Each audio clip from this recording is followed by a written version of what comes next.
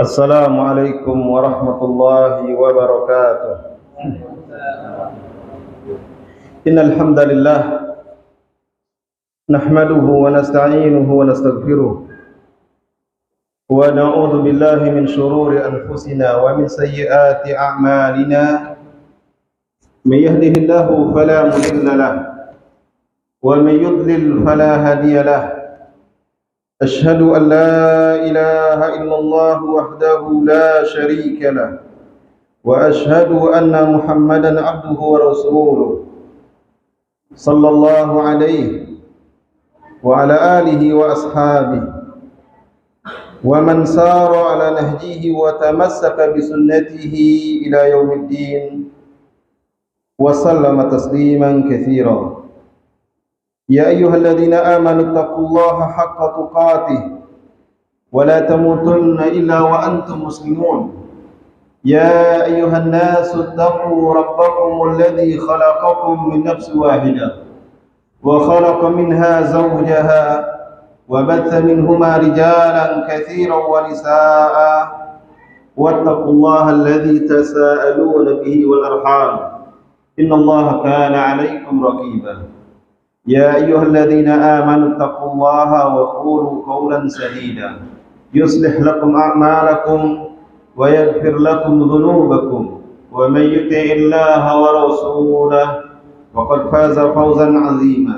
أما بعد فإن أصدق الحديث كتاب الله وخير الهدي هدي محمد صلى الله عليه وسلم وشر الأمور محدثاتها وكل محدثة بدعة wa kullu bid'atin dhalalah wa kullu dhalalatin finnar.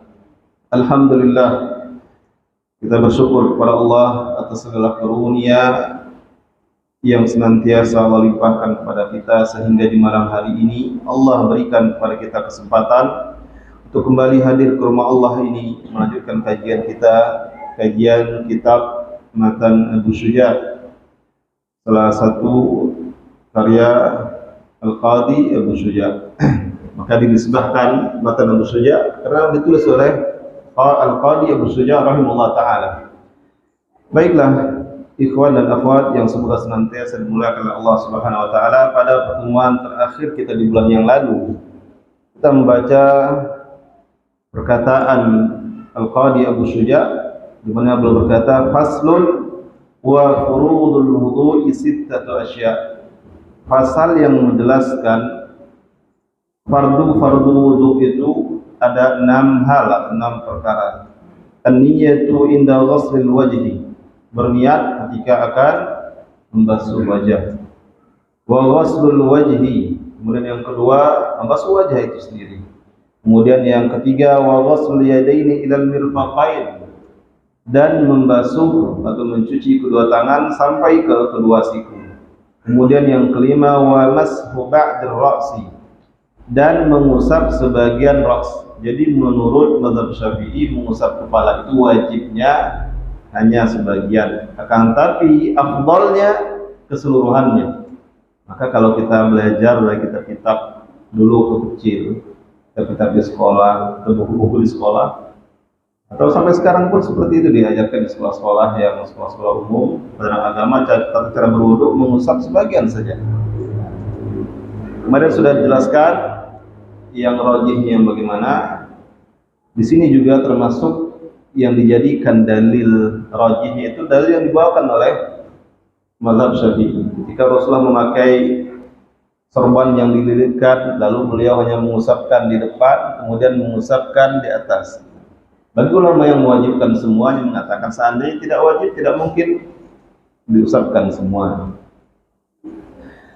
Kemudian yang berikutnya, fardu wudu yang berikutnya yang ke-6, ghuslur rijlain ilal ka'bain, dan membasuh kedua kaki sampai kedua mata kaki. Dan yang ke-7 atau yang ke-6, wa tartibu ala ma dzakarna.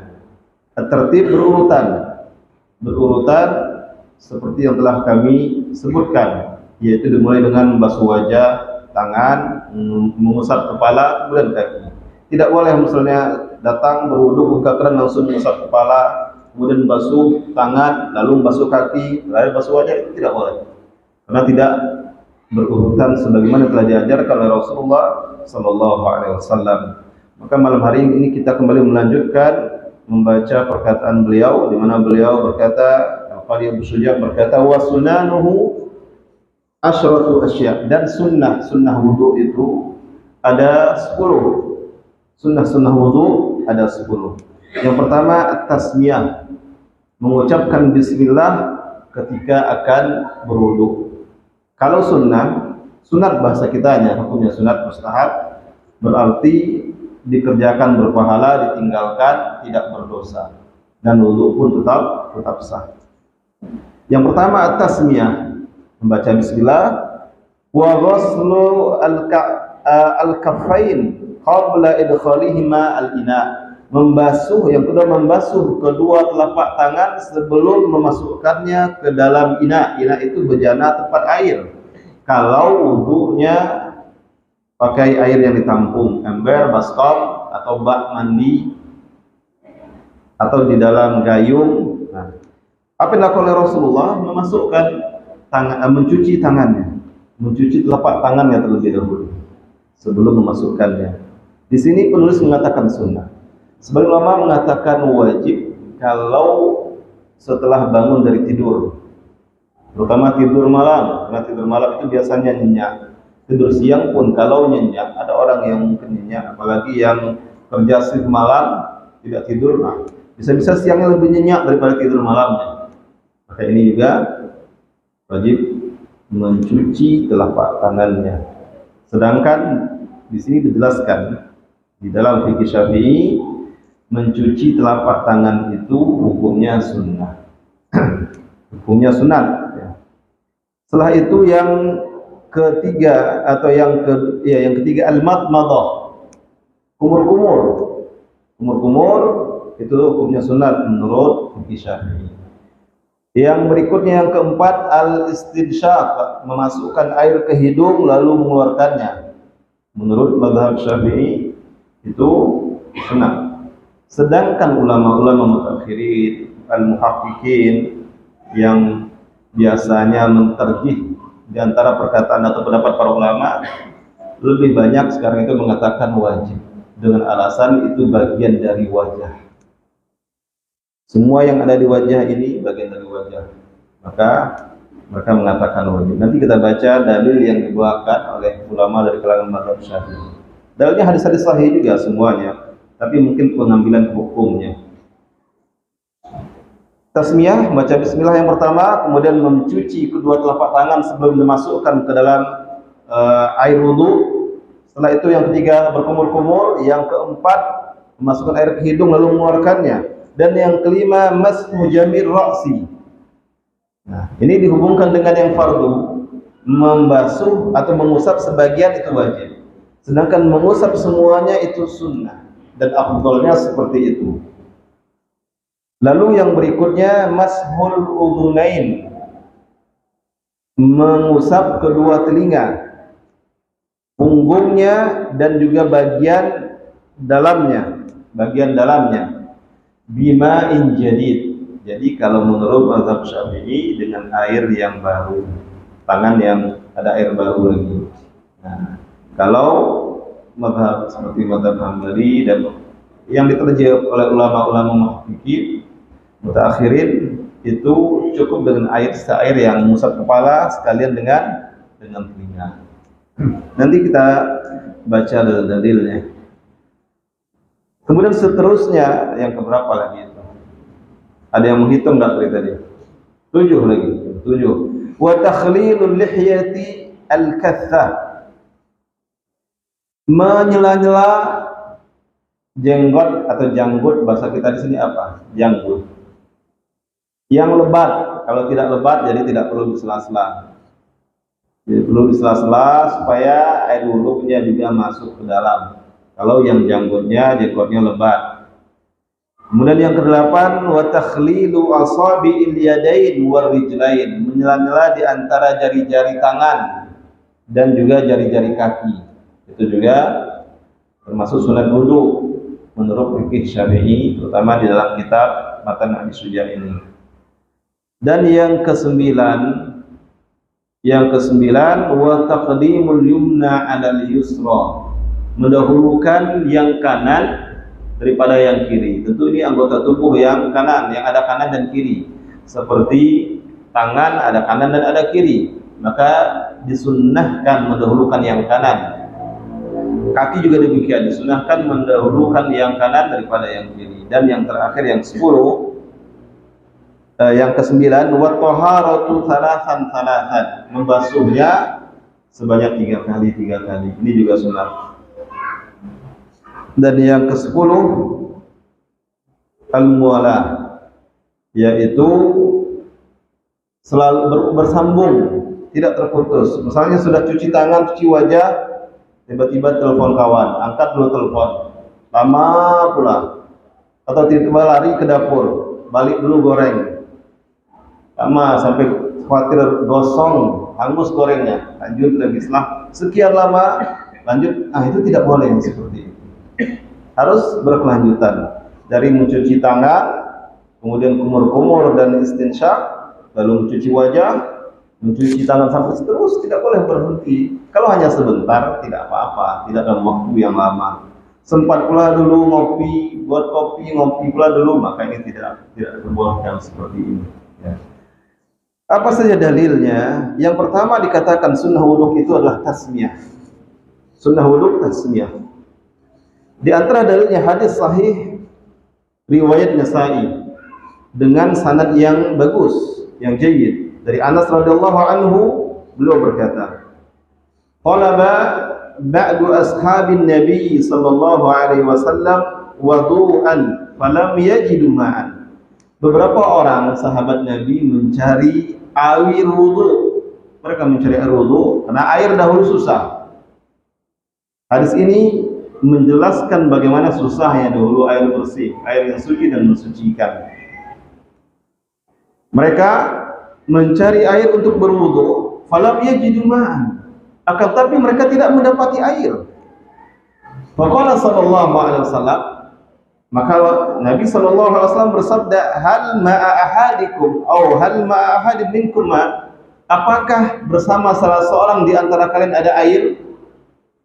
Dia bertanya kepada sahabat yang ada di situ, siapa yang ada membawa air? Fa'utiya bima, lalu dibawakanlah ke hadapan Rasulullah air, tidak banyak. Dibawakan air, fawada'a yadahu fil ina, maka Rasulullah memasukkan tangannya ke air, memasukkan tangannya ke bejana air tersebut. Tsumma qala, kemudian Rasulullah bersabda, tawaddau bismillah, berwuduklah dengan memulai atau dengan mengucapkan bismillah. Nah, ini dia dalil bahwasanya disunnahkan ketika berwuduk itu mengucapkan bismillah. Ketika Rasulullah mengatakan tawaddau bismillah, maka sahabat yang meriwayatkan hadis ini yaitu Anas bin Malik radhiyallahu anhu berkata, "Fara'aitul ma'a yafuru min baini asabi", maka saya melihat air itu mengalir deras di antara jari jemari Rasulullah sallallahu alaihi wasallam. Dan ini salah satu mukjizat Rasulullah sallallahu alaihi wasallam, dan ini juga terjadi ketika mempersiapkan Khandaq. Hatta tawadda'a nahwu 70 rajulan, sehingga berwudu lebih kurang 70 orang. Jadi ada air, padahal mereka mencari air tidak mendapati air. Berbeda dengan kita sekarang, tinggal buka keran, air mengalir deras. Kalau dahulu cari susah. Sampai ketika di dalam Fathul Bari Imam Hajar menjelaskan sebab penamaan bulan Sya'ban itu Sya'ban, karena dahulu orang-orang Arab setelah berlalunya bulan sebelumnya, bulan Rajab, lalu mereka berpencar, tasya'abah, berpencar di panggung kemana-mana, masuk ke bawah mencari air, sampai seperti itu mereka. Karena memang susah air. Kalau sekarang dengan nikmat Allah, masya Allah, Di negeri yang tandus itu ternyata sekarang air melimpah-limpah. Mudah sekarang. Mau berwudu, mau mandi, mau apa saja, air mudah. Itu adalah nikmat dari Allah Subhanahu wa taala. Yang dahulu susah air, sekarang termasuk negeri yang airnya melimpah. Bahkan pertanian juga mudah sekarang dengan teknologi. Dengan ilmu yang Allah anugerahkan kepada manusia, maka dengan ilmunya mereka mendapatkan kemudahan dalam hajat hidup mereka, termasuk untuk mendapatkan air bersih. Bisa dengan mengebor sumber air, memang dalamnya luar biasa. Mungkin saudara ikon kita yang pernah di sana tahu persis, orang-orang sana mengebor air sampai berapa ratus meter, kadang tidak dapat juga air. Nah, kalau yang dari pemerintah juga ada yang menyuling air laut, disuling menjadi air bersih, dan itu adalah karunia dari Allah tentunya. Di hadis ini, hadis riwayat Nasa'i ini, jelas Rasulullah mengatakan tawaddu bismillah. Berwuduklah dengan mengucapkan bismillah. Berwuduk Rasulullah di sini bukan memerintahkan ucapan bismillah, tapi memerintahkan sahabat yang tadi ingin berwuduk mencari air. Nah, silakan berwuduk sekarang. Setelah keluar air dari sela-sela jarum, silakan berwuduk seraya mengucapkan bismillah. Dan mengucapkan bismillahnya adalah sunnah. Seandainya tidak mengucapkan bismillah, maka wudunya tetap sah. Tentu tidak mendapatkan pahala memulainya dengan bismillah. Kemudian juga ada hadis-hadis lain selain hadis-hadis ini yang juga menunjukkan keutamaan mengucapkan bismillah ketika berwudu. Kemudian perkataan beliau yang mengatakan at-tasmiyah berwudu, lalu ghuslul kaffain, membasuh kedua tangan sebelum dimasukkan ke air wudu, berkumur-kumur, kemudian masukkan air ke hidung lalu mengeluarkannya dan mengusap seluruh kepala. Apa dalilnya? 4 hal ini disebutkan di dalam hadis riwayat Bukhari dan Muslim. 4 hal ini disebutkan di dalam hadis riwayat Bukhari dan Muslim. Mencuci kedua telapak tangan sebelum dimasukkan ke dalam air wudu. Kalau yang pakai keran, maka illahnya hilang di situ. Akan tetapi tetap sangat dianjurkan sebagai bentuk mengamalkan sunnahnya. Mencuci kedua telapak tangan, kemudian tadi berkumur-kumur, setelah itu memasukkan air ke hidung dan mengusap semua kepala. Dalilnya hadis riwayat Bukhari dan Muslim dari Abdullah bin Zaid radhiyallahu anhu. Dari Abdullah bin Zaid radhiyallahu anhu, wa qad su'ila an wudu'in Nabi sallallahu alaihi wasallam. Abdullah bin Zaid ini ditanyakan kepadanya tentang tata cara berwudu Nabi sallallahu alaihi wasallam. Fada'a bi tawrin min ma', maka dia meminta air satu bejana atau satu ginas atau ember. Fatawadda'a lahum wudu'an Nabi, maka Abdullah bin Zaid berwudu untuk mereka atau mencontohkan untuk mereka wudu Nabi sallallahu alaihi wasallam. Apa yang pertama dilakukan oleh Abdullah bin Zaid?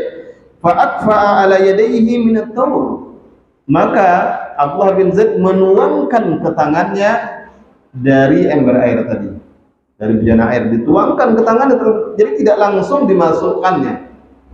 Menuangkan ke tangannya, fa ghassala yadayhi thalathan, dia basuh tangannya 3 kali.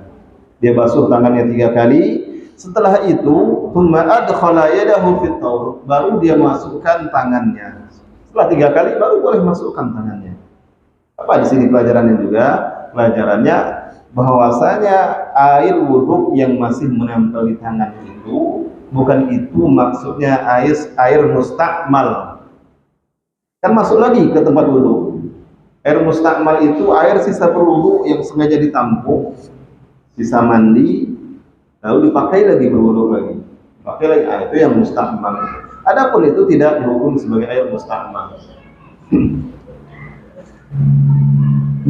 Kemudian beliau memasukkan tangannya ke bejana air tadi, famatmata wastanshaqa wastanthara bi thalathi ghurafat. Kemudian dia berwudu dan memasukkan air ke hidungnya dan mengeluarkannya dengan 3 kali Ghurafat itu ghurafah itu satu ambil dengan tangan sebelah kanan. Jadi tiga apa istilah kita dalam bahasa kita ya. Ya tiga kali ambil dengan tangannya. Di dalam beberapa riwayat dengan tangan Rasulullah mengambil dengan tangan kanan, airnya sebagian untuk berwudu, sebagian langsung masukkan ke hidung lalu dikeluarkan dengan tangan kiri. Itu kaifiyah bagaimana Rasulullah berkumur-kumur dan memasukkan air setelah mengeluarkannya ke hidung. 3 kali dilakukan Rasulullah sallallahu alaihi wasallam. Tsumma adkhala yadahu, kemudian masukkan tangannya lagi. Fa ghasala wajhahu thalathan, lalu dia membasuh wajahnya 3 kali. Membasuh wajahnya 3 kali dengan air yang diambil dengan tangannya. Setelah itu apa yang dilakukan oleh Rasulullah? Tsumma ghasala yadayhi marratayn ila al-mirfaqayn. Kemudian beliau mencuci tangannya sampai kedua siku. Sampai kedua siku. Berapa kali? Marratain. Dalam riwayat ini marratain. Kumur-kumurnya 3 kali, kemudian mencuci wajahnya 3 kali. Ketika mencuci tangan dilakukan oleh Rasulullah 3 kali. Dari sini sebagian ulama mengambil satu kesimpulan hukum. Dianjurkan untuk merubah-rubah jumlahnya. Terutama dalam bagian-bagian yang dicontohkan dalam hadis, misalnya wajah 3 kali, tangan 2 kali, seperti itu. Nah, itu dicontohkan oleh Abdullah bin Zaid ketika diminta untuk mencontohkan tata cara wudu Nabi sallallahu alaihi wasallam dalam hadis riwayat Bukhari dan Muslim ini. Jadi Abdullah bin Zaid mencontohkan ketika mencuci tangan 2 kali. Tsumma adkhala yadahu famasaha ra'sahu, kemudian memasukkan airnya ke wudu tadi, tapi dia tidak mencuci, cuma sebentar memasukkan air ke wudu. Famasaha ra'sahu, kemudian dia mengusap kepalanya. Kalimat ra'sahu ini menunjukkan semua kepalanya. Dari sini ulama Syafi'iyah juga mengatakan sunnah semuanya, karena ada hadis yang sebelumnya Rasulullah cukup mengusap atau sebagiannya saja, di bagian depan saja. Sedangkan sebagian ulama yang lain mengatakan wajib semuanya. Karena Al-Quran menyebut semuanya, dan hadis, salah satunya hadis ini juga menyebut semuanya. Kemudian dalam hadis Rasulullah mengusap sebagian, lalu Rasulullah lanjutkan mengusap di atas sorbannya. Nah, itu juga menunjukkan, dan saya lebih cenderung ke pendapat yang mengatakan semuanya. Setelah itu, setelah mengusap semuanya, tidak disebutkan berapa kali. Ini menunjukkan hanya 1 kali. Fa aqbala bihima wa adbara marratan wahidah. Nah, ini dia.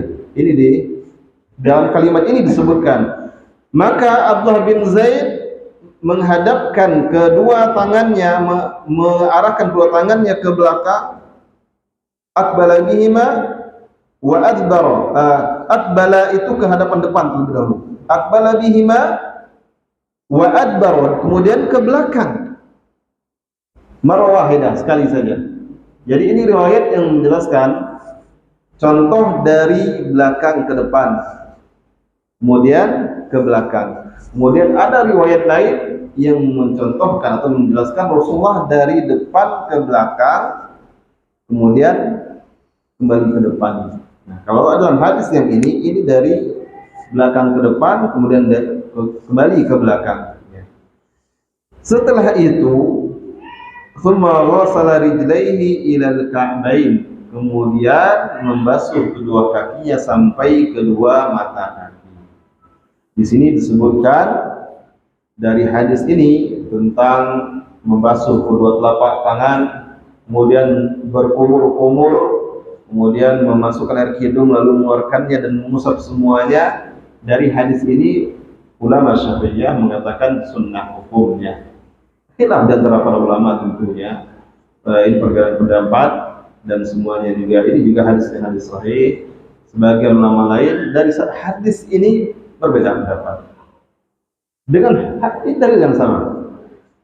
Sebagian mengatakan kumur-kumur itu memasukkan air ke hidung dan mengeluarkannya itu wajib, karena itu bagian dari wajah. Ketika Allah menyebutkan ya dalam surah Al-Maidah ayat 6, ya ayyuhalladzina amanu idza qumtum ila sholati faghsilu wujuhakum, Wahai orang beriman, jika kalian hendak menegakkan salat, maka basuhlah wajah kalian.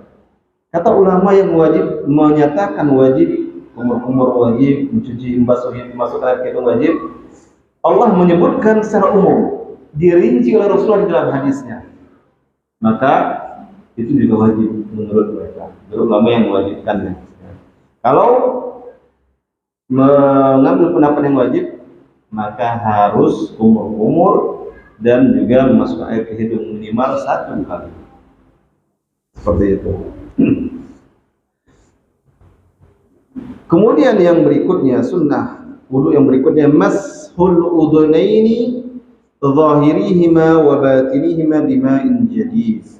Mengusap kedua telinga, punggungnya, bagian punggung telinga dan bagian dalamnya dengan air yang baru. Apa dalilnya? Dasar yang diambil oleh ulama dari kalangan mazhab Syafi'iyah. Hadis sahih riwayat Tirmidzi.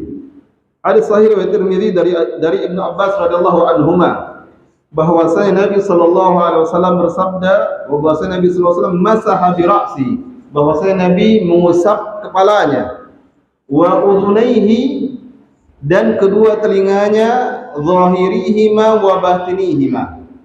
Zahirihima wa batinihima, bagian atas telinganya, bagian atas ini zahir, kemudian bagian dalamnya, bi ibhamaihima, bagian batinnya dengan telunjuk, bagian dalam dengan telunjuk, bagian punggungnya dengan ibu jari. Jadi hadisnya rinci, jelas Rasulullah menyebutkan. Saya ulangi ini hadisnya. Ya. Hadis ini dari Ibnu Abbas radhiyallahu anhu, anna Nabi sallallahu alaihi wasallam masaha bi ra'si, bahwasanya Nabi sallallahu alaihi wasallam masaha bi ra'si, mengusap kepalanya, wa udhunaihi, dan kedua telinganya, zahirahuma wa batinahuma, bagian atas telinganya dan bagian dalam telinganya. Kemudian dalam hadis riwayat Nasa'i disebutkan tambahan lafaznya masaha bi ra'sihi wa udhunaihi, dia mengusap kepalanya dan kedua telinganya, mengusap bagian dalam telinganya dengan kedua telunjuknya, kemudian bagian atas telinganya dengan ibu jarinya. Nah, ini lebih rinci dalam hadis riwayat Nasa'i, lebih diperjelaskan. Kemudian di dalam hadis yang lainnya, hadis riwayat Imam Hakim, dari Abdullah bin Zaid radhiyallahu anhu, berkenaan dengan tata cara berwudu Nabi sallallahu alaihi wasallam. Di situ ada lafaz annahu tawaddaa, bahwasanya dia berwudu, wa masaha udhunaihi bima'in ghairil ma'il ladzi masaha bir ra'sahu. Maka dia mengusap, setelah berwudu, dia menyapu atau mengusap kedua telinganya dengan air selain air yang dia pergunakan untuk mengusap kepalanya. Jadi air yang sisa dari kepala itu sah, cukup. Mengambil lagi air baru juga boleh. Ya, air yang baru masukkan lagi air, itu juga boleh. Berkata Imam Hafiz Az-Zahabi tentang hadis ini, kata beliau hadisun sahih. Jadi hadisnya juga hadis sahih. Bahwasanya Abdullah bin Zaid mencontohkan kepada para sahabat yang minta diajarkan, atau kepada tabi'in atau orang yang minta diajarkan tata cara berwudu Nabi, bahwasanya Nabi itu berwudu ketika membasuh atau mengusap telinganya, dia mengusap, ada kalanya dia mengusap dengan air yang baru, bukan sisa air yang tadi dipakai untuk mengusap kepalanya. Ini juga dalil yang menunjukkan sunnahnya mengusap telinga dengan air yang baru. Kemudian sunnah yang berikutnya, takhlilul lihya al-kathah, menyela-nyela sela-sela janggut yang lebat. Kalau cuma 1-2 helai nggak perlu. Tapi kalau lebat, nah nggak tahu soalnya ini termasuk lebat atau enggak. tapi saya sering salah juga. Walaupun cuma beberapa hal lain. Disunahkan untuk menyela-nyela jari-jari di antara janggut tersebut. Di antara dalilnya hadis riwayat Abu Dawud dari Anas radhiyallahu anhu bahwasanya Nabi sallallahu alaihi wasallam jika berwudu beliau mengambil kafan min ma, mengambil air satu genggam air fa adkhalahu tahta hanafi, lalu beliau meletakkannya di bawah dagunya, di bawah jenggotnya ini. Beliau meletakkannya fa khallala bihi lihyatahu, lalu beliau selah-selahkan jari jemarinya di antara jenggot-jenggotnya tersebut agar bagian yang di dalam itu yang ditutup jenggot juga basah kena air wudu. Waqal, dan sahabat ini yang mengisahkan ini mengatakan Rasulullah berkata, setelah mencontohkan demikian, Rasulullah berkata, hakadha amarani Rabbi azza wa jalla, beginilah Rabbku azza wa jalla memerintahkanku. Jadi itu perintah Rasulullah kepada Nabi kita yang mulia agar menyela-nyela air wudunya di antara jenggot-jenggotnya. Kemudian yang keberapa ini? Tadi saya tidak hitung. Yang berikutnya, sunnah wudu yang berikutnya, takhlilu asabi'il yadain wa rijlain. Menyela-nyela jari jemari di antara menyela jari jemari tangan dan juga jari jemari kaki. Di sela-sela dibersihkan betul. Di antara dalilnya adalah dalil hadis riwayat Abu Dawud, riwayat Tirmidzi dan yang lainnya, dan dinyatakan sahih oleh Imam At-Tirmidzi dari Laqid ibn Sabrah, radhiyallahu anhu berkata, qultu ya Rasulullah sallallahu alaihi wasallam akhbirni 'anil wudu. Wahai Rasulullah, jadi sahabatnya bertanya kepada Rasulullah, wahai Rasulullah, beritahukan kepadaku tentang tata cara berwudu. Qala, apa kata Rasulullah? Asbighil wudu. Asbigh itu sempurnakan, lebihkan. Asbigh itu misalnya wudu sampai mencuci tangan sampai siku, dilebihkan. Dan salah satu keutamaannya, maka kelak ketika dibangkitkan kaum muslimin umat Muhammad, maka umat Muhammad dibangkitkan ghurran muhajjalin, wajahnya bercahaya, kaki anggota wudunya bercahaya, tangannya. Maka sempurnakan wudunya. Sahabat yang meriwayatkan hadis tersebut melewatkan dari batas minimalnya. Kemudian cahaya itu, kata sebagian para ulama, semakin sering seorang berwudu semakin terang cahayanya. Ya, mungkin ibarat lampu kan macam-macam, ada yang 5 watt, 10 watt, 15 watt, beda terangnya. Umat Muhammad juga betul yang rajin berwudu, selalu menjaga wudunya, tidak hanya karena ingin sholat saja, mungkin baca Al-Quran juga berwudu, sedang berdoa berwudu, atau sehari-hari dia jaga wudunya. Setiap batal wudunya kembali dia berwudu. Maka orang-orang yang selalu berwudu, yang sering lebih banyak berwudu itu beda terangnya anggota wudu ini dibanding yang jarang-jarang, apalagi yang mungkin wudunya hanya sekali-sekali saja. Itu keutamaannya. Kata Rasulullah, asbighil wudu, sempurnakan wudu, wa khallil bainal asabi, dan selah-selahkanlah jari di antara jari-jari, dan selah-selahkanlah di antara jari-jari, baik itu jari-jari tangan maupun jari-jari kaki. Wa balik fil istinsyaq, dan bersungguh-sungguhlah ketika memasukkan air ke hidung lalu mengeluarkannya, illa an taqula sha'iman, kecuali jika engkau dalam keadaan berpuasa. Nah, ini juga dalil bolehnya orang yang berpuasa berkumur-kumur dan masuk air ke hidung, tapi tidak boleh berlebih-lebihan. Kalau yang tidak berpuasa silahkan. Kalau yang berpuasa ya sekedarnya saja. Hadis ini hadis riwayat Abu Dawud, riwayat Tirmidzi, dan dinyatakan sahih oleh Imam At-Tirmidzi.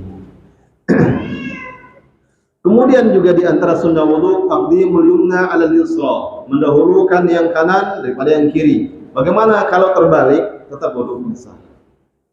Tapi tidak afdal. Yang afdal mendahulukan yang kanan daripada yang kiri. Di antara dalilnya ada hadis riwayat Bukhari dari Abdullah bin Abbas radhiyallahu anhuma, annahu tawaddaa, bahwasanya dia berwudu. Dia berwudu, dan hadis ini riwayatnya panjang. Di antara bagian hadisnya disebutkan, "Tsumma akhadha ghurfatan min ma'", lalu dia mengambil satu, kalau bahasa kita apa itu ya? Satu apa? Dalam bahasa Arab, ghurfah. Mengambil satu genggam. Kalau genggam biasa benda padat. Ya pokoknya satu tangan ini penuh ya, satu. Pokoknya diambil air dengan tangannya. Lalu ada bahasa kitanya, ada istilahnya. Satu apa? Satu ciduk. Dengan tangan ciduk juga. Ya. Atau dengan gayung air itu yang satu ciduk. Nah, satu ciduk tangan lah mungkin ya. Yang penting kan terlihat contohnya, saya contohkan. Ya. Dia ambil, itu menunjukkan sebenarnya bahasa Arab lebih detail. Ya. Bahasa kita sampai kita bingung mengungkapkan kata-kata yang dalam bahasa kita.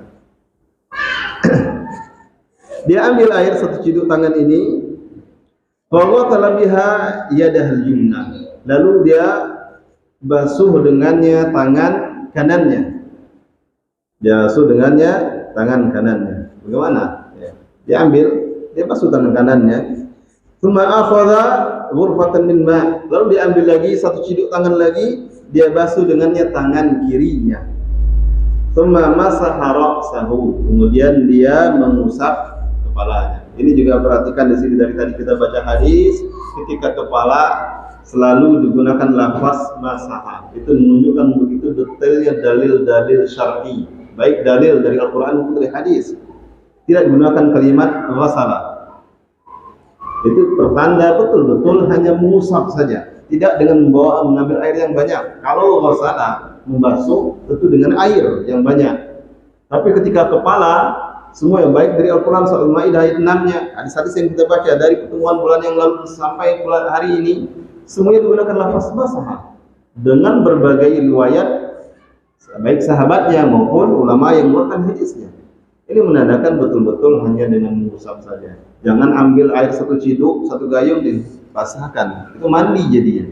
Dan seperti itu, keramas keluar dari tempat wudu sudah seperti orang mandi. Tapi yang diajarkan hanya mengusapnya saja dengan air yang menempel di tangan kita. Rasulullah mengambil air satu ciduk dengan tangannya, kemudian beliau membasuh tangan kanannya, setelah ambil lagi basuh tangan kiri, kemudian mengusap kepalanya, kemudian mengambil lagi satu ciduk dengan kanannya. Setelah itu beliau menyiramkan kepada atau membasuhkan kepada kaki kanannya, menyiramkan dan masukkan pada kaki kanan sampai beliau mencucinya. Beliau di sini dikatakan dengan kalimat farasha biha. Farasha itu siramkan, gunjurkan ke kakinya. Farasha biha ala rijlihil yumna, ke kaki kanannya, hatta wasalaha, sampai dia membasuhnya. Tsumma akhadha, lalu ambil lagi satu ciduk lagi dari air tersebut, kemudian beliau basuhkan ke kaki kirinya. Hadis ini dibawakan sebagai penjelasan atau dalil sunnahnya memulai dari yang kanan. Jika basuh tangan dari tangan kanan, kemudian kiri, kaki juga kaki kanan, kemudian kaki kiri. Lalu kata sahabat ini, hakadha ra'aitu Rasulullah sallallahu alaihi wasallam yatawadda. Beginilah aku, hakadha ra'aitu Rasulullah sallallahu alaihi wasallam yatawadda. Beginilah aku melihat Rasulullah sallallahu alaihi wasallam yatawadda, berwudu. Jadi ketika dilihatnya betul-betul Rasulullah sedang berwudu ketika itu.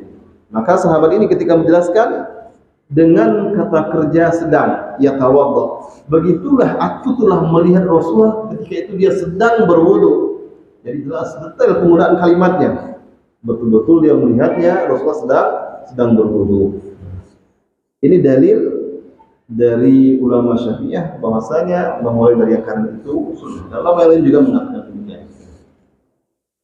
Kemudian juga itu jamnya akur enggak itu ya? Sampai jam berapa di sini azan? Masuk ke Isya 40, berarti panjang waktu kita. Alhamdulillah. Kemudian setelah itu beliau mengatakan wa taharatu thalathan. Kemudian berwudu tersebut membasuhnya 3 kali. Ini juga disunnahkan pada anggota-anggota wudu yang memang dicontohkan 3 kali. Ada yang lain tidak 3 kali. Seperti tadi mengusap kepala hanya sekali, telinga hanya sekali. Ada beberapa anggota wudu dicontohkan Rasulullah 3 kali, membasuh tangan, membasuh wajah, membasuh kedua tangan sampai siku, kemudian mencuci kaki tiga kali. Berdasarkan atau dalil hadis riwayat Muslim bahwasanya Utsman radhiyallahu anhu berkata, "Ala urikum wudu'a Rasulillah sallallahu alaihi wasallam." Maukah kalian aku perlihatkan tata cara berwudu Rasulullah sallallahu alaihi wasallam? Tsumma tawadda'a thalathan. Kemudian Utsman pun mencontohkan wudu Nabi dan berwudu 3 kali. Di dalam lafaz yang lainnya atau di dalam hadis yang lain, Utsman juga mencontohkan memintakan air wudu kepada pelayannya, lalu beliau mencontohkan lebih detail semua anggota wudu yang dicucinya. Kalau ini umum saja, sebutkan 3 kali. Yang terakhir adalah al-muwalat, beriringan, bersambung semuanya, tidak terputus-putus dalam waktu yang lama. Dalilnya atau hujjah para ulama ini mengatakan bahwasanya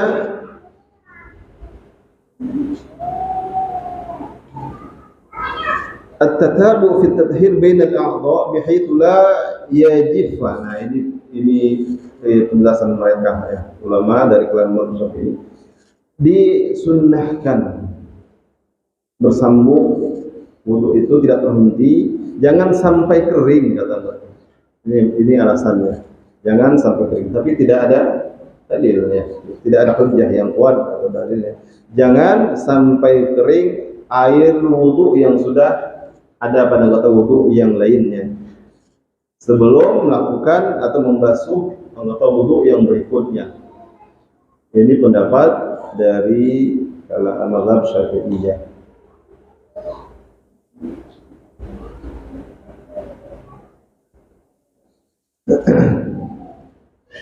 Baik, di matan Abu Suja ini pembahasan tentang wudu sampai di sini. Tentang wudu beliau bahas sampai di sini. Ada beberapa poin penting tentang sunnah setelah berwudu, ya. Atau sunnah, kemarin juga pernah pertemuan terakhir pernah ditanyakan doa atau zikir setelah berwudu. Baik, saya bacakan penjelasan dari Syekh Shalih Munajjid.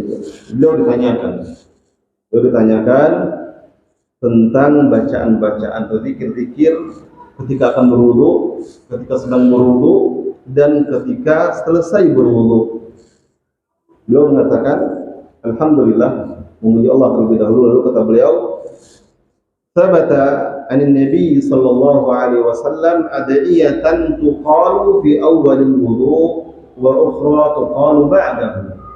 Telah tetap dari Nabi sallallahu alaihi wasallam doa-doa yang diucapkan di awal wudu dan doa yang lainnya diucapkan setelah selesai berwudu.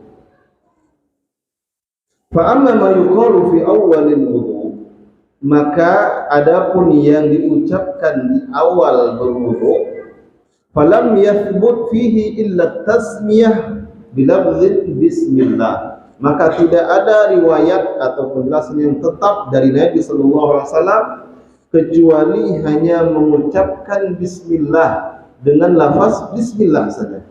Jadi riwayat-riwayat hadisnya cuma bismillah, tidak dibaca bismillahirrahmanirrahim. Ada lafaz-lafaz, karena ini ibadah, maka tentu kita mengamalkan sesuai dengan apa yang dicontohkan oleh Rasulullah. Contoh lain juga, ta'awudz ketika zikir setelah salat. astagfirullah, kata aus, istighfar, astagfirullah, astagfirullah, astagfirullah, bukan astagfirullahaladzim. Sebenarnya orang membaca lengkap astagfirullahaladzim, astagfirullahaladzim. Padahal di semua riwayat-riwayat yang sahihnya Rasulullah hanya mengucapkan astagfirullah, astagfirullah, astagfirullah 3 kali. Itu contoh ada beberapa lafaz. Karena itu ibadah, maka ibadah itu tauqifiyah. Apa maksud tauqifiyah? Harus sesuai dengan dalilnya. Kita mengamalkan berdasarkan dalilnya. Begitu juga dengan ucapan selawat. Sering ditanyakan, Ustaz, boleh tidak menambahkan kalimat Sayyidina ketika mengucapkan? Boleh, selama itu selawat mutlak. Apa maksud selawat mutlak? Tidak terikat dengan suatu ibadah khusus. Karena kalau terikat dengan suatu ibadah khusus, maka kita membacanya sesuai yang dicontohkan oleh Nabi. Seperti ketika tasyahud, lafaz-lafaz semua tidak ada kalimat Sayyidina. Maka kita ucapkan juga tasyahud seperti yang tidak ada Sayyidina yang di dalam sholat kita. Di luar sholat silahkan, tidak apa-apa dengan mengucapkan Sayyidina Muhammad. Waqala Sayyidina Muhammad sallallahu alaihi wasallam, tidak masalah dalam hal seperti ini. Baik, kita lanjutkan. Jadi di awal wudu itu hanya ada ucapannya Bismillah dengan menyebut nama Allah. Bismillah atau wadda, itu dia maknanya. Dengan menyebut nama Allah, saya berwudu, saya memulai wudu ini. Salah satu makna juga, wudu ini karena Allah, bukan karena siapa-siapa. Wudu ini saya mulai dengan menyebut nama Allah, bukan menyebut yang lainnya. Dan itu sebagai ikrar kita kepada Allah bahwa kita menunaikan ibadah ini ikhlas karena Allah Subhanahu wa taala. Kemudian beliau kembali melanjutkan perkataannya, wa dalilu dzalika qaulun Nabi sallallahu alaihi wasallam, dan dalil dalam masalah ini ucapannya hanya bismillah saja adalah sabda Nabi sallallahu alaihi wasallam, la wudu'a liman lam yadhkur ismallahi alaihi. Tidak sah wudu, atau sebagian mengatakan tidak berkah wudunya. La wudu'a, tidak ada wudunya, keberkahan wudunya bagi orang yang tidak mengucapkan nama Allah ketika akan berwudu. Hadis ini hadis riwayat Tirmidzi. Dan beliau berkata, dalam masalah ini ada riwayat dari Aisyah, kemudian ada dari Abu Sa'id, ada dari Abu Hurairah, dan dari Sahal bin Sa'ad, dan juga dari Anas. Dan berkata Ahmad Ibn Hanbal, la a'lam fi hadzal bab haditsan lahu isnadun jayyid. Jadi kata Imam Ahmad, saya tidak mengetahui dalam permasalahan ini ada hadis yang sanadnya jayyid, sanadnya bagus. Hadis yang sanadnya bagus. Akan tetapi Al-Imam Al-Albani di dalam Sahih At-Tirmidzi mensahihkan hadis ini.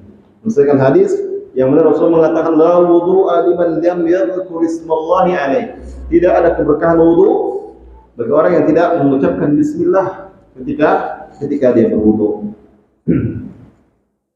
Berkata Imam Nawawi rahimahullah dalam kitab Al-Majmu', beliau menukilkan perkataan Al-Baihaqi, asahu ma fi tasmiyah hadits Anas, yang paling sahih, riwayat yang paling sahih dalam permasalahan mengucapkan bismillah ketika berwudu adalah hadis Anas.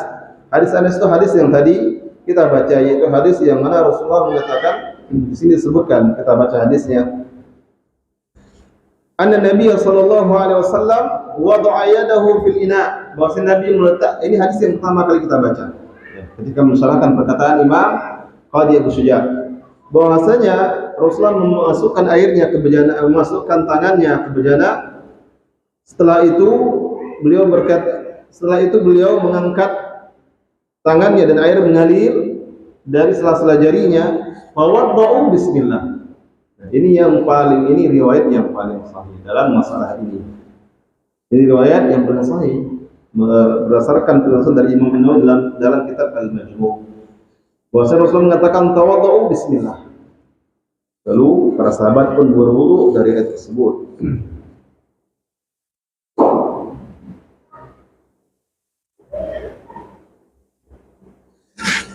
Wa amma ma yuqalu ba'dahu.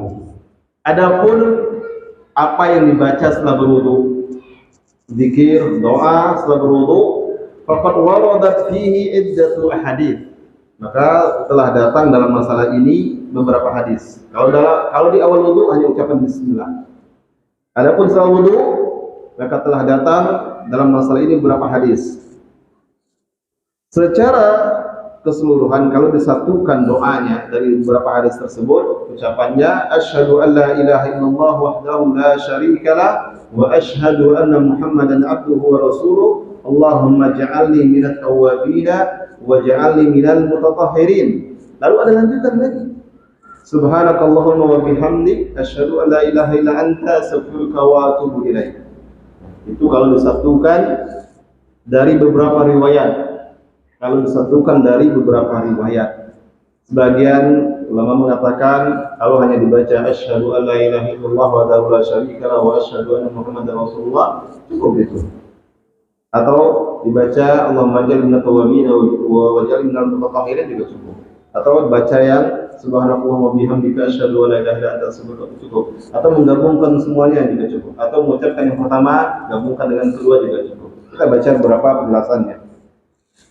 Di antara dalilnya hadis yang pertama, hadis riwayat Muslim dari Umar bin Khattab radhiyallahu anhu, anna Rasulullah sallallahu alaihi wasallam, bahwasanya Rasulullah bersabda. Hadis riwayat Muslim dari Umar bin Khattab bahwasanya Rasulullah bersabda. Sudah masuk salat. Baik,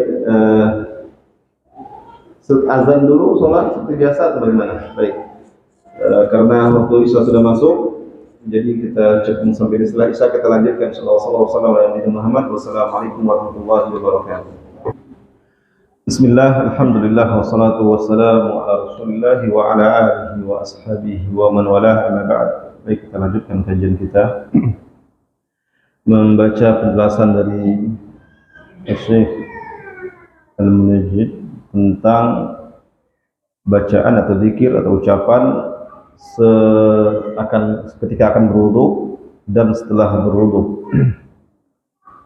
Tadi kita baca penjelasan beliau bahwasanya ketika akan berwudu tidak ada riwayat-riwayat yang menjelaskan ucapan khusus ketika berwudu kecuali hanya ucapan bismillah. Kemudian setelah berwudu disebutkan ada beberapa ucapan yang kadang dibaca digabungkan. Dan terutama di negeri kita yang banyak kita hafal ucapannya asyhadu an la ilaha illallah wahdahu la syarikalah wa asyhadu anna muhammadar rasulullah. Kemudian Allahumma ja'alni minat tawwabina wa ja'alni minal mutatahhirin. Itu banyak diajarkan di negeri kita. Apa saja dalilnya atau apa saja dasarnya? Yang pertama hadis riwayat Muslim dari Umar bin Khattab radhiyallahu anhu bahwasanya Rasulullah sallallahu alaihi wasallam bersabda, "Ma minkum min ahadin yatawaddau fayublighu aw fayusbighul wudu'a." Tidaklah salah seorang di antara kalian berwudu kemudian dia menyempurnakan wudunya, membaguskan atau menyempurnakan dalam membasuh, mencuci anggota-anggota wudunya. Kemudian setelah selesai berwudu dia mengucapkan asyhadu an la ilaha illallah wahdahu la syarikalah wa asyhadu anna muhammadan abduhu wa rasuluh. Dia ucapkan dalam hadis ini sampai di situ. Kata Rasulullah, tidaklah seorang berwudu dia baguskan wudunya, dia sempurnakan wudunya. Setelah itu dia mengucapkan asyhadu an la ilaha illallah wahdahu la syarikalah wa asyhadu anna muhammadan abduhu wa rasuluh illa futihat lahu abwabul jannatus tsamaniyah, melainkan dibukakan untuknya pintu surga yang 8 pintu surga. Yadkhulu min ayyiha sya, dia dipersilahkan masuk dari pintu mana saja yang dia inginkan. Setiap kali berwudu amalkan zikir ini. Nah, ini keutamaannya, dan surga memang memiliki 8 pintu. Ada hadis lain yang menyebutkan bahwasanya di surga itu terdapat 8 pintu, dan salah satu pintunya adalah pintu Ar-Rayyan. Tidak akan masuk darinya kecuali orang yang berpuasa. Atau dalam hadis yang lainnya ketika Rasulullah bersabda, "Man anfaqa zawjaini min syai'in Au min malihi, barang siapa yang menginfakkan 2 pasang dari hartanya, maka dia dipanggil, disuruh dari semua pintu surga. Akan dikatakan kepada ya ibadallah, ya abdullah, wahai hamba Allah, hada khairun. Ini adalah kebaikan, hasil dari kebaikan yang engkau lakukan di dunia. Faman kana min ahli shalah, nudiya min babi shalah. Barang siapa yang termasuk dari seorang ahli shalah, kalau ahli shalah berarti betul-betul menjaga salatnya, mulai dari semua jenis salat, waktu-waktunya dijaga, kemudian kualitas salatnya juga dijaga, maka dia ahli shalah. Tidak hanya salatnya mungkin salat wajib saja, tidak hanya salatnya, apalagi kalau cuma sekali setahun, 2 kali setahun lebaran, itu tidak ahlus shalah. Ahlus shalah orang-orang yang melaksanakan salat-salat fardu, kemudian juga melaksanakan salat-salat sunnah, dan menjaga kualitas salatnya. Kualitas pelaksanaan itu tidak asal-asalan saja. Kalau asal-asalan, maka dia terkena firman Allah, wailul lil musallin alladzina hum an salatihim sahun. Tidak termasuk ahlus shalah orang yang salatnya hanya sesuka hatinya saja. Kata Rasulullah, "Faman kana min ahli shalah nudiya min babis shalah. Faman kana min ahli jihad, barang siapa yang termasuk ahlul jihad, dia disuruh dan dipersilahkan masuk dari pintu jihad. Wa man kana min ahli siyam, barang siapa yang termasuk dari ahlu siyam, orang yang gemar berpuasa, puasa wajib, puasa sunnah dijaganya, ditunaikan dengan sebaik-baiknya, mengharapkan pahala dari Allah Subhanahu wa taala, nudiya min babir rayyan, dia disuruh, dipanggil, dipersilahkan masuk ke surga dari bab rayyan. Wa man kana min ahli shadaqah, maka dia pun dipersilahkan masuk dari pintu sedekah. Lalu Abu Bakar berkata kepada Rasulullah, ya Rasulullah, orang-orang yang dipersilahkan masuk dari pintu-pintu surga itu tentu tidak ada lagi yang akan membahayakan mereka. Sudah dipersilahkan masuk. Lalu kata Abu Bakar, apakah ada seseorang yang dipersilahkan masuk dari semua pintu surga? Apa kata Rasulullah? Na'am, wa arju an takuna minhum. Ya, dan saya berharap engkau salah satu darinya. Hadis riwayat Muslim. Hadis riwayat Bukhari dan Muslim. Dan aku berharap engkau salah satu darinya. Kemudian bukti lain Abu Bakar itu orang yang luar biasa. Suatu ketika Rasulullah mengatakan, man minkum al-yawm, man asbah minkum al-yawm, barang siapa di antara kalian yang hari ini bangun wa huwa shaim, dan dia berpuasa. Ditanya kepada para sahabat yang dulu ketika itu kumpul bersama Rasulullah, Abu Bakar yang menjawab, ana ya Rasulullah. Yang lain tidak menjawab. Abu Bakar, ana ya Rasulullah. Lalu kata Rasulullah, siapa yang hari ini, dikatakan hari ini dia mengantarkan jenazah sampai ke pemakamannya. Abu Bakar kembali menjawab, ana ya Rasulullah. Rasulullah kembali bertanya, siapa di antara kalian hari ini yang memberi makan orang miskin? Abu Bakar kembali menjawab, ana ya Rasulullah. Ditanya lagi, ya Rasulullah, siapa di antara kalian hari ini mengunjungi orang yang sakit? Ana ya Rasulullah.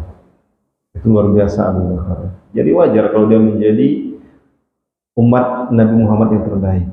Di akhir hadisnya apa kata Rasulullah? Majtama'na fi imri'in, tidaklah perkara-perkara amal kebaikan ini terdapat pada seorang illa dakhalal jannah, melainkan dia akan masuk surga. Jadi tidak heran kita kalau Abu Bakar itu salah seorang yang memang dipersilahkan kelak masuk dari semua pintu surga, karena semua jalan-jalan kebaikan dia lakukan. Sampai Umar bin Khattab merasa tidak sanggup mendahului Abu Bakar dalam berbagai kebaikan, termasuk dalam bersedekah. Itu contoh saja. Dalam hadis itu sebutkan 4 pintu. 4 pintu yang lainnya mana? Di sini ada khilaf di antara para ulama. Kalau 4, babus sedekah, babul jihad, babus rayyan, kemudian babus shalah, itu sepakat para ulama, tidak ada khilafnya. Yang 4 lagi karena ada beberapa dalil yang diperselisihkan, maka sebagian mengatakan ada babul haji. Karena orang yang hajinya mabrur, laysa lahu jazaa'un ilal jannah. Ada pintu yang khusus untuk orang yang melaksanakan. Ada pintu dalam hadis riwayat Ahmad, walaupun hadis diperselisihkan, ada pintu ini khusus untuk orang-orang yang maafkan kezaliman orang lain kepadanya. inna fil jannati baban la yadkhulu minhu man afa an madlamatin. Sesungguhnya di dalam surga itu ada pintu yang akan masuk melaluinya orang yang memaafkan kezaliman orang lain. Ada riwayat Ahmad, walaupun sebagian ulama mendhaifkannya, sebagian lain menghasankannya. Nah, banyak, ada yang menyebutkan juga babul ilmi, pintu ilmu, ada yang menyebutkan juga babu birrul walidain, bab pintu yang khusus untuk orang-orang yang berbakti kepada kedua orang tuanya. Di sini khilaf 4 pintu yang berikutnya karena ada berselisihnya para ulama dalam menetapkan hadisnya.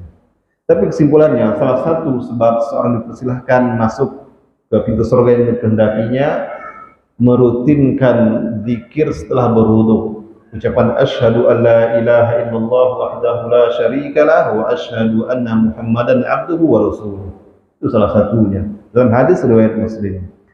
Kemudian Al-Imam Tirmidzi menambahkan di dalam hadis yang beliau riwayatkan, walaupun tambahan ini diperselisihkan oleh para ulama, ada yang mendhaifkan, ada yang mensahihkan. Apa tambahannya? Allahumma ja'alni minat tawwabina wa ja'alni minal mutatahhirin. Ya Allah, jadikanlah aku dari orang-orang yang bertaubat, banyak bertaubat, sering bertaubat.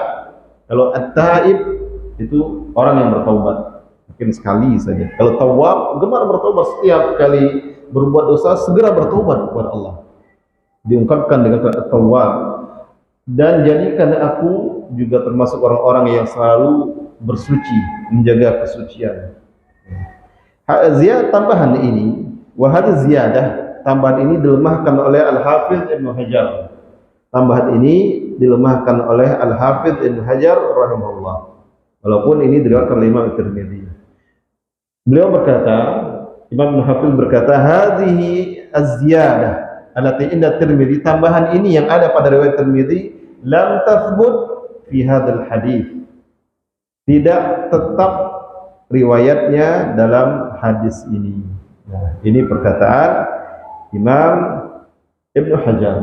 Akan tetapi Al-Imam Al-Albani, Syekh Al-Albani mensahihkan hadis ini riwayat Tirmidzi.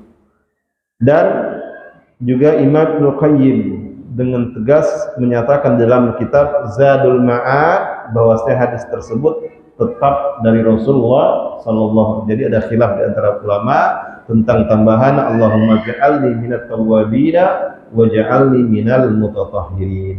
Yang dijanjikan oleh Rasulullah dipersilakan masuk ke seluruh pintu surga yang mana saja, sampai hanya ucapan asyhadu alla ilaha illallah wa la syarikalah wa asyhadu anna muhammadan abduhu wa rasuluh. Nah, itu dalam hadis riwayat Muslim. Kemudian ada pun ucapan yang terakhir, subhanakallahumma, ini sering kita ucapkan ketika sebagai kafaratul majlis. Subhanakallahumma wa bihamdika asyhadu alla ilaha illa anta astaghfiruka wa atubu ilaik. Imam An-Nasa'i meriwayatkan di dalam kitab Amal Yaum wal Lailah, dan juga Imam Al-Hakim meriwayatkan dalam Al-Mustadrak dari Abu Sa'id Al-Khudri radhiyallahu anhu. Dan diperselisihkan riwayatnya, rawinya diperselisihkan apakah hadis ini marfu sampai kepada Nabi atau hanya sampai perkataan sahabat saja. Nah, ini diperselisihkan tentang hadis ini. Akan tetapi Imam Ibnu Hajar berkata, Al-Imam Ibnu Hajar rahimahullah berkata, wasanadu sahihun bila raib. Sanadnya sampai ke sahabat itu sahih, tidak ada keraguan lagi, seluruh jenjang sanadnya sahih. Inna makhtulifa, sesungguhnya diperselisihkan itu apakah dia sampai kepada Nabi atau hanya sampai kepada sahabat, hanya sampai sahabat saja.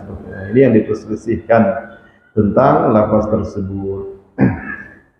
Dan Syekh Al-Albani mensahihkannya di dalam Sahih Targhib dan juga di dalam Silsilah As-Sahihah, mensahihkan juga riwayat tersebut.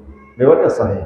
Tapi apakah dia mauquf sampai sahabat atau dikatakan mursal atau dia marfu sampai kepada Nabi sallallahu alaihi wasallam, itu yang diperselisihkan oleh para ulama walaupun sanadnya sahih.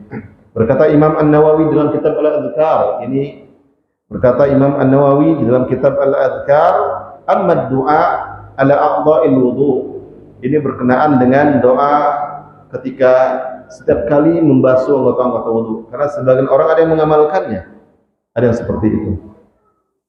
Kata Imam An-Nawawi, amma doa ala a'dha'il wudu, adapun doa yang dibacakan terhadap anggota-anggota wudu, falam yaji' fihi syai'an nabi, maka tidak ada datang satupun dalil dari Nabi sallallahu alaihi wasallam. Jadi kalau ada yang mengamalkannya, maka menurut perkataan Imam An-Nawawi tidak ada dasarnya. Di kita ada seperti itu. Yang setiap kali membasuh tangan ada lagi bacaannya. Kalau saya sendiri belum pernah melihat. Entah kalau di beberapa daerah-daerah mungkin ada yang mengamalkannya.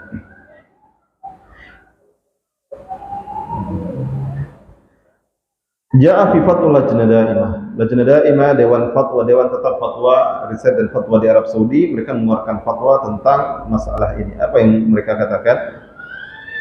Lam yathbut 'anil Nabi sallallahu alaihi wasallam du'a'u athna'il wudu.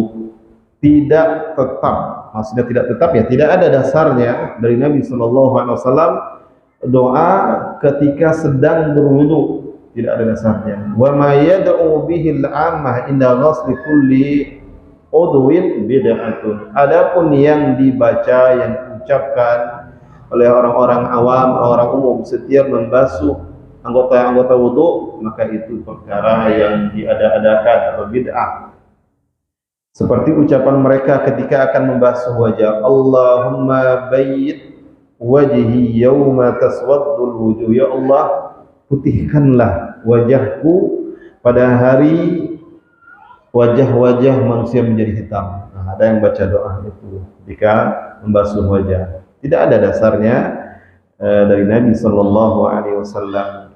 Kemudian juga ada juga ketika mencuci, membasuh tangan, ada yang membaca Allahumma a'tini kitabi biyamini. Ya Allah, berikanlah catatan amalku dengan tangan kananku. Wala tu'tini kitabi bishimali, dan jangan berikan catatan amalku dengan tangan kiriku, melalui tangan kiriku. Ada yang membaca ketika cuci tangan kanan, bacanya doa itu. Kamu cuci tangan. Nah, ini tidak ada dalilnya dari Nabi sallallahu alaihi wasallam. Intaha kalam. Sampai di sini pembahasan tentang zikir setelah wudu. Semoga Allah tetap memberikan kepada kita keistiqomahan di atas sunnah Nabi sallallahu alaihi wasallam. Baik, waktu tersisa 10 menit ke depan kita gunakan untuk tanya jawab. Jika ada pertanyaan, jika tidak ada, segera kita tutup kajian kita. Kalau tidak ada kita cukupkan sampai di sini kajian kita. Semoga Allah limpahkan kesehatan kepada kita dan bertemu lagi bulan depan insyaallah. Untuk malam hari ini cukup sampai di sini. Mohon maaf atas segala kekurangan. Wabillahi taufiq wal hidayah. Wassallallahu wasallam ala nabiyina Muhammad. Wassalamualaikum warahmatullahi wabarakatuh.